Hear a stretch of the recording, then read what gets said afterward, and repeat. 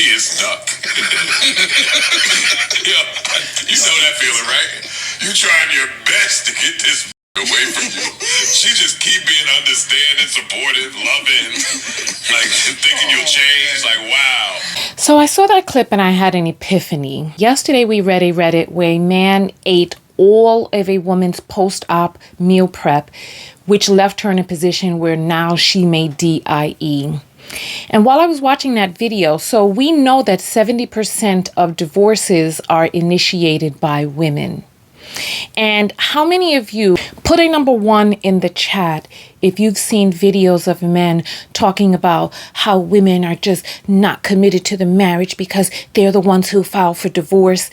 And as you heard Joe Budden in that piece, they keep participating in actions that they're hoping will get you to leave. But why don't they leave? And this is the epiphany that I had. They want the sympathy. They want the plausible deniability to be able to go around and be like, look what this woman did to me. They pretend as if they don't know the reasons why the women are unhappy. They do things to make the woman leave them. They won't take it into their own hands and control their destiny, their future, and their happiness. And the epiphany that I ultimately had today relates to the video that we did yesterday, where many of you felt that the man who ate her meal prep may have a life insurance plan on her, and she's worth more to him, DEAD, than alive. However, I thought about the sympathy factor in that as well.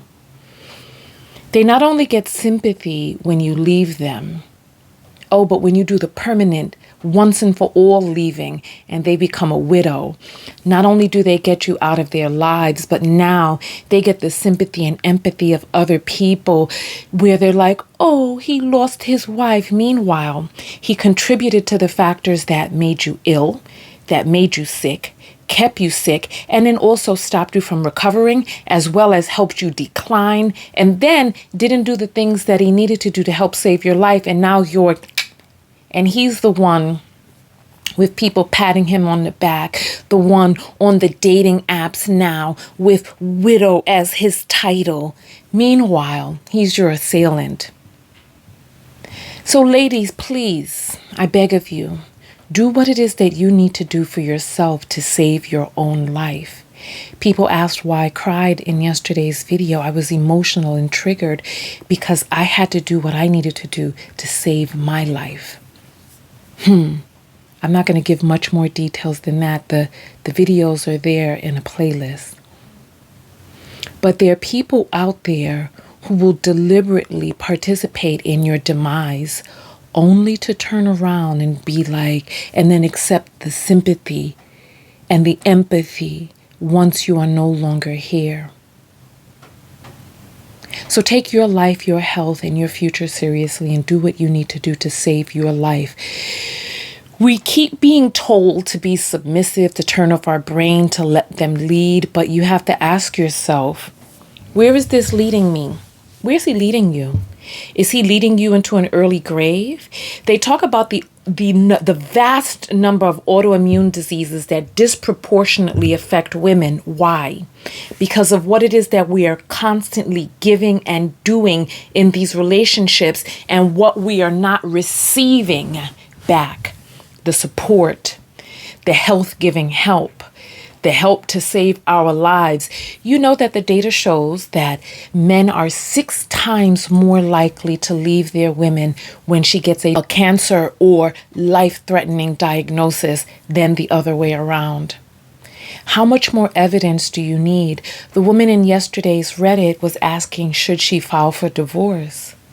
What options do you have? She knows the answer, and you out there most likely know the answer for you too. In this rise of the feminine, it is high time that we stopped electing other people to care about us more than we care about ourselves, especially people whom have not demonstrated the ability to do so. So I'm imploring you. You heard Joe Budden. You know how it is. You keep doing things over and over to get that bitch to leave. rather than him just doing what it is that he needs to do to leave. And we all know how he treated Sin Santana. Remember when she was standing there with the baby, and her hair was all wild, and he was just down talking her, and she was holding the baby by the door as he walked out, and she was just like, Meanwhile, she had been on a podcast talking about how black men treat Latinas so much better.